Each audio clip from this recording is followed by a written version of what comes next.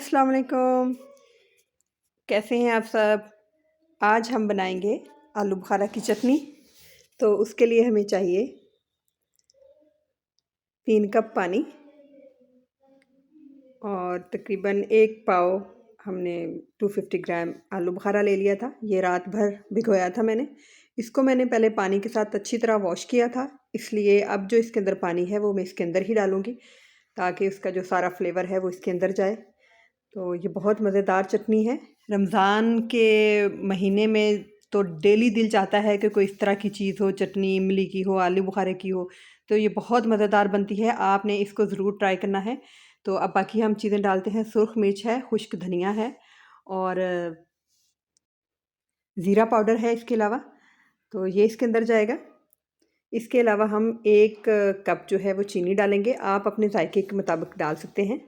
तो इसके बाद है काला नमक, काली मिर्च और इसके सादा नमक जो होता है वो हाफ़ चम्मच था और 1 चुटकी के बराबर जो है वो मैंने फूड कलर ले लिया था। उससे इसका कलर बहुत अच्छा हो जाता है और बहुत प्यारा लगता है ये, देखने में भी बहुत खूबसूरत लगता है।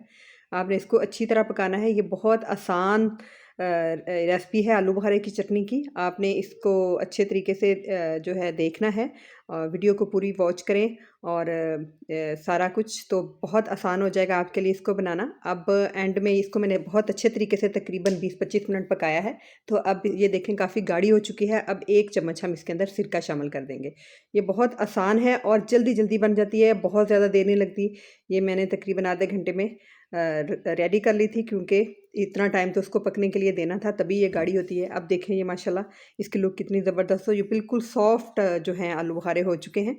अब हम इसके अंदर डाल देंगे मगज़ जो होते हैं, 4 मगज़ जो होते हैं वो तकरीबन 4 चम्मच मैंने अच्छी तरह इसको साफ़ कर लिया था, वो डाल देंगे। अब इसको 2 मिनट और पकाएँगे बस।